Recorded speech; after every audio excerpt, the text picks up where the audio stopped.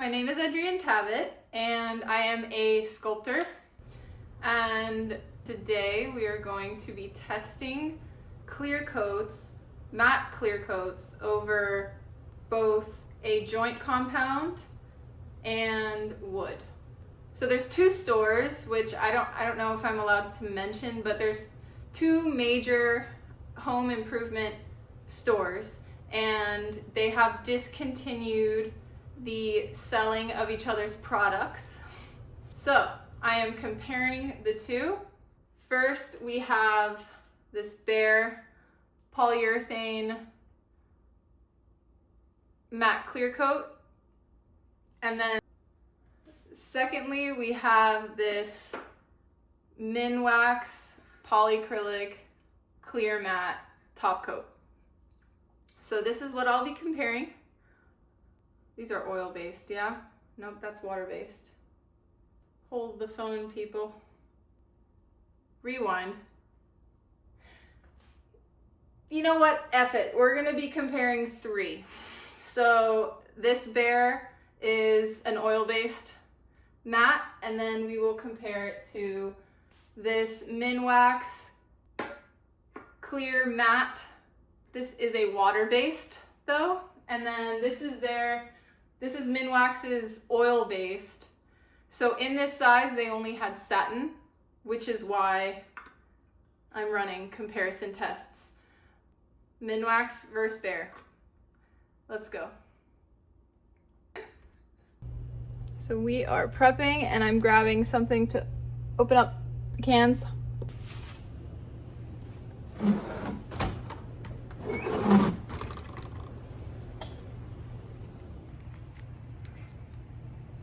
We actually will need 6 brushes because we are doing 2 layers of the 3 top coats.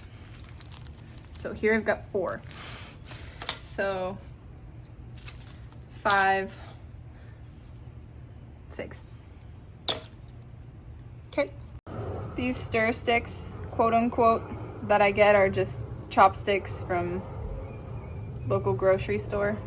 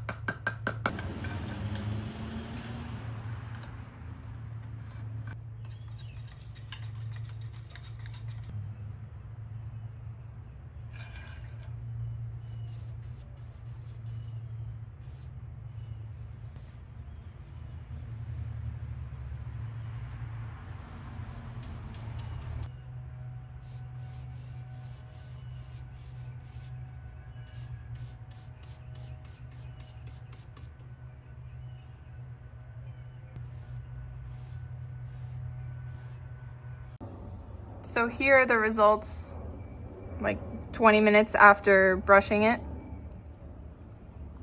You can see strokes from the brush on the plaster on that one. Wood grain absorbed. So now we wait about 3 hours and then we will sand and apply a second coat. So it's been about 3 hours. Here's my update. This is what they're looking like. Clear coat looks, it's settled a little uneven in certain areas. Clear coat with this water base on plaster, you really see those brush strokes. And on the wood, by using these types of throwaway brushes, the little bristles would come off and kind of get involved in that wood. So I'm thinking something like this is better. As per the instructions on all of these top coats, they state to sand lightly with a really fine grit sandpaper, and then we go back in for a second coat.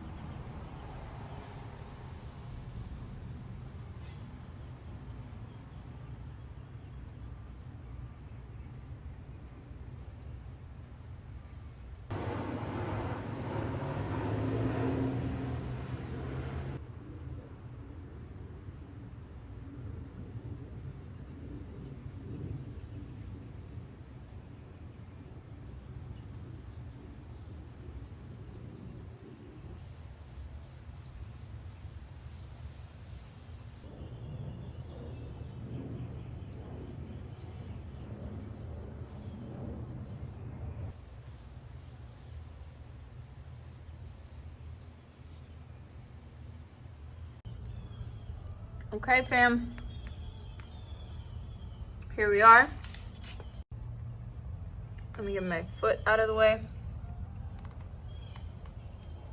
Trying to show you the shine.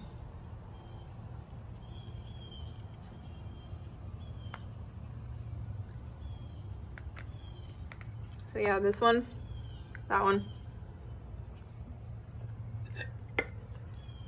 the satin, matte polyacrylic, matte Behr. So let's go ahead and scratch these things. I am going to try to use the same pressure for all of it.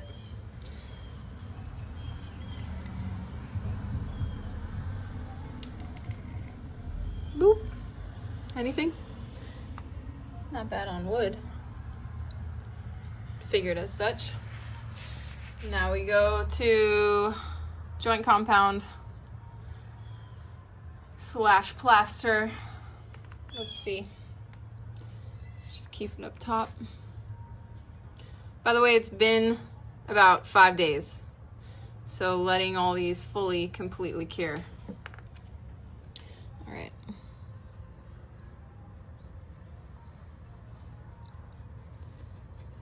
Of course, that one takes it a little bit deeper.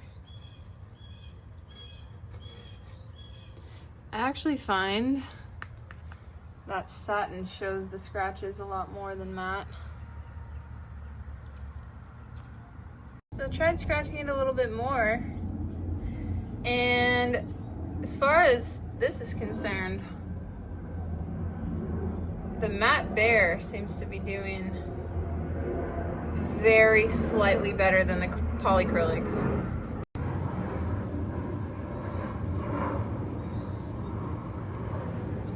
See that?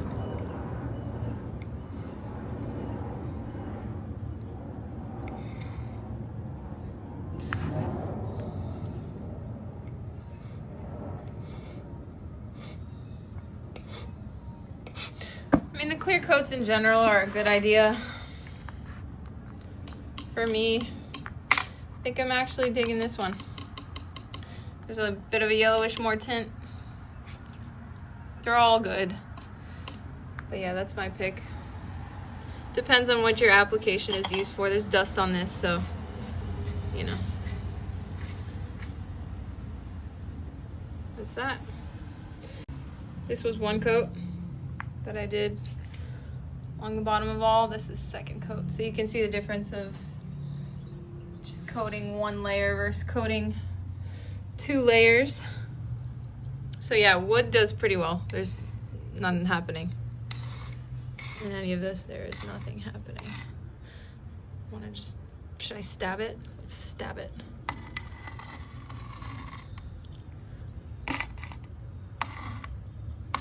This is why we do tests. So yeah, if you stab it, that's gonna happen. But I stabbed it. Should we try stabbing these just for fun? Get my trunk light out of the way.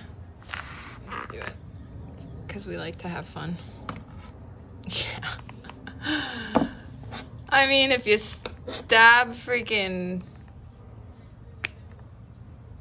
joint compound, if you stab plaster, if you stab a wall, that's gonna happen. If you stab a sculpture. And that is why they say no touching. Because at the end of the day, you can touch, you can slightly brush it, but once you start beating the crap out of it, Exhibit A, Exhibit B. All right, thanks guys.